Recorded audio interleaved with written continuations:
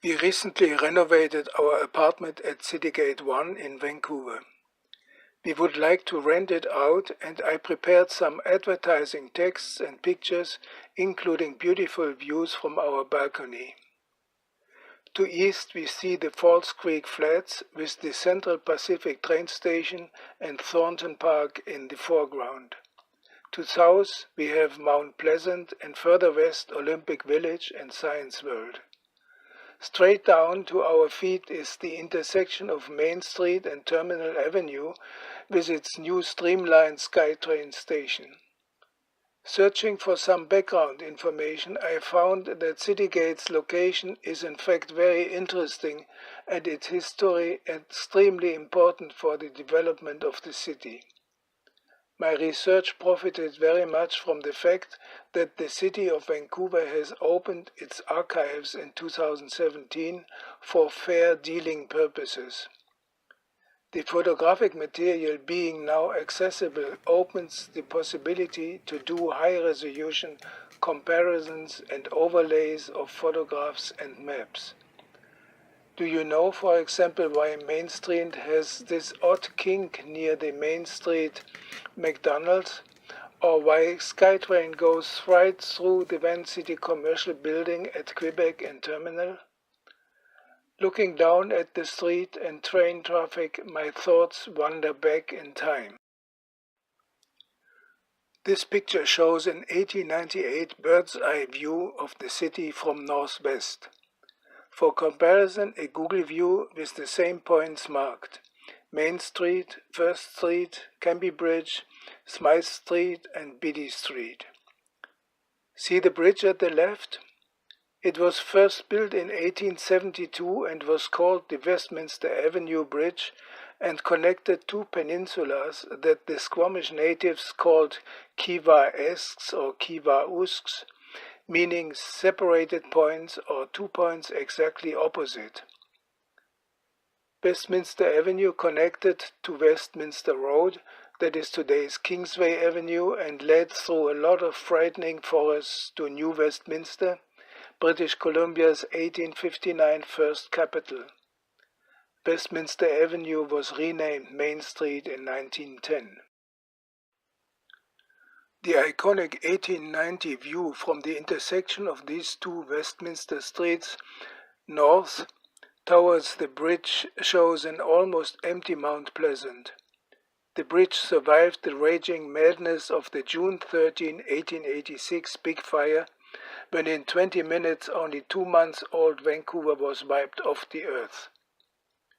In 1910 the bridge got a bascule, a waste of money since only 3 years later plans changed in favor of filling in of the Falls Creek Flats. A 1913 plebiscite recommended selling the Falls Creek Flats to the railway companies, who would drain them and move their North Falls Creek businesses to the new place. The counterweight of the bascule points to north. Streetcar traffic had already been added in 1890. The city market at the south end of the bridge, too, was a short-lived affair from 1908 to 1925. Now Main Street McDonald's sits on top of it.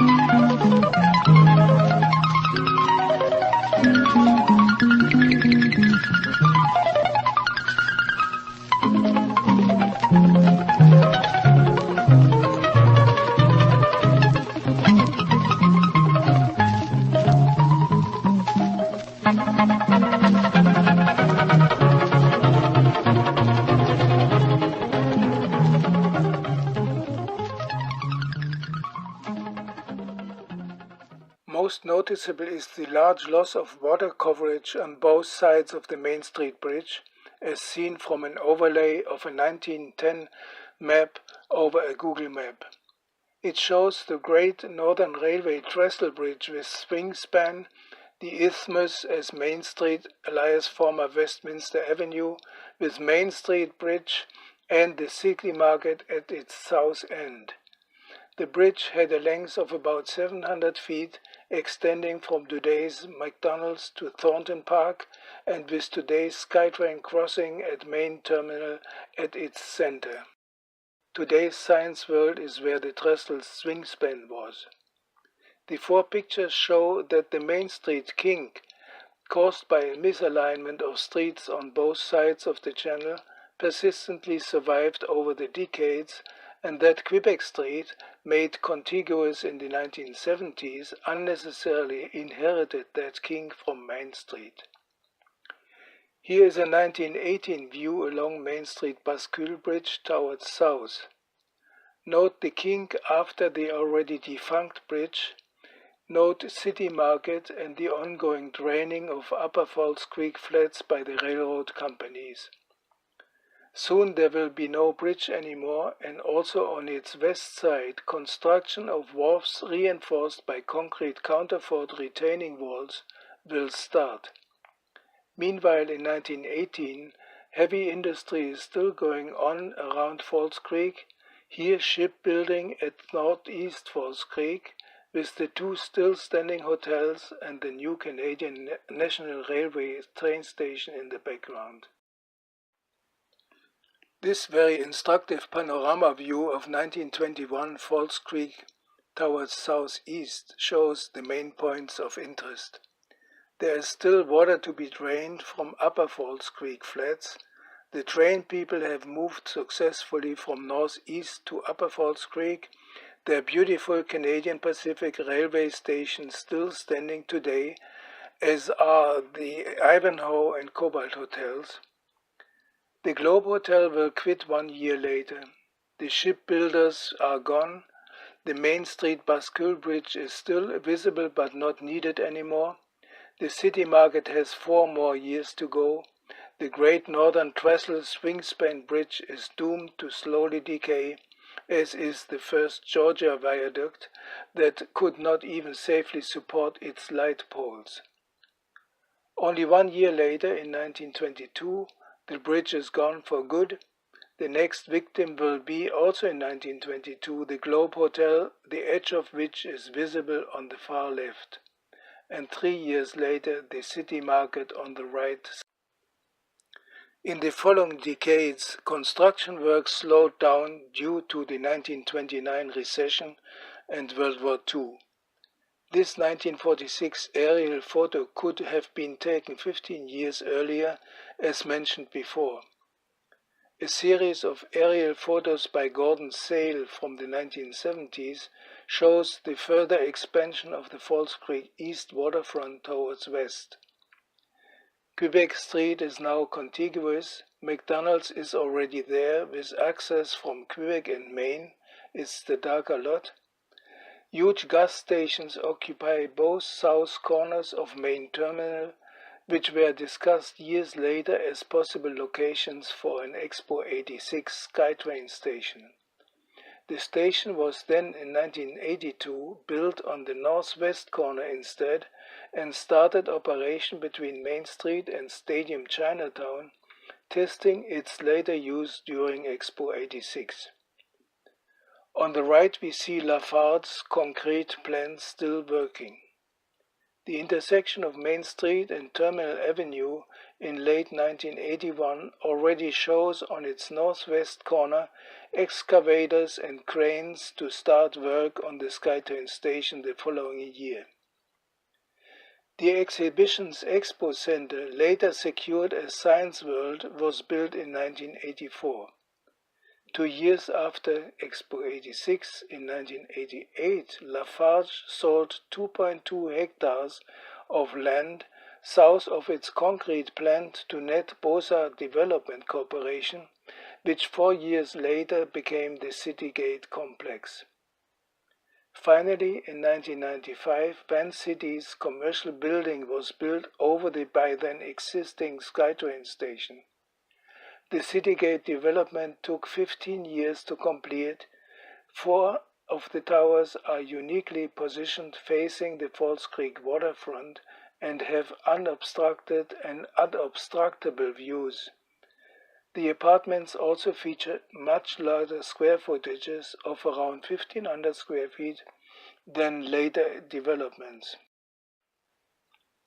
On July 2, 2003, Vancouver wins in a second ballot with 56 votes, which is one more than required, against Pyongyang, South Korea, to host the 2010 Olympic Winter Games.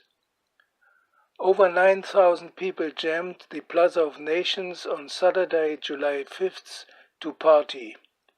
I had a commemorative 2010 souvenir poster signed by Premier Gordon Campbell, Chief Gibby Jacob of the Squamish First Nation, the Honorable Sheila Cobbs, Federal Heritage Minister, 2010 BIT CEO late Jack Poole, and BIT President John Furlong.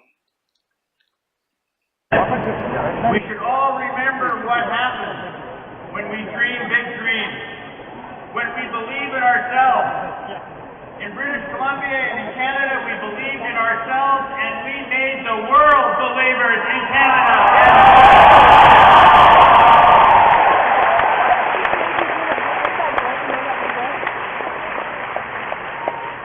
I was in Prague and I was there with a younger person who said, you know, I am very excited about what we're doing. And when I arrived in Vancouver, that same person was there in Vancouver. And I thought, you know, this is pretty good. We brought home the 2010 Winter Olympic Games. I said, are you excited about that? And he said, yes, I am, but I'm even more excited about something else. You brought home our future in British Columbia and in Canada. The same month, the annual Molson Indy Street Circuit Champ Car Race was held on July 27, 2003, for the 14th time. I watched it from our balcony.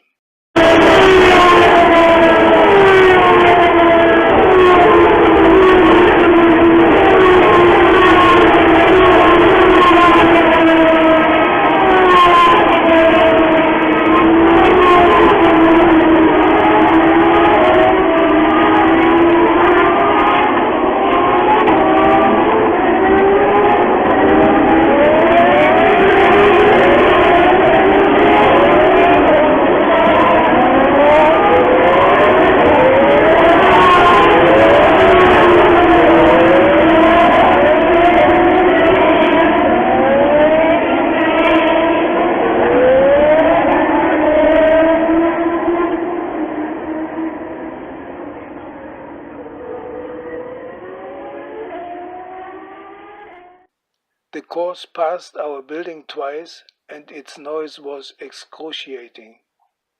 The event happened only one more time, not to interfere with the construction of the Olympic Village. And also in future, great things are in store for Citygaters. A new St. Paul's campus, the transformation of the Falls Creek Flats into sustainable green enterprise zone, of the Great Northern Way structure into a thriving cultural and artistic district, and the approved viaduct demolition and redevelopment of the northeast Falls Creek waterfront. This plan was approved on February 13 this year by City Council, but the demolition of the Georgia and Dunsmuir viaducts is still a very controversial topic. The tempo with which a small settlement named Granville has developed within only 150 years into a global metropolis does not look like to slow down anytime soon.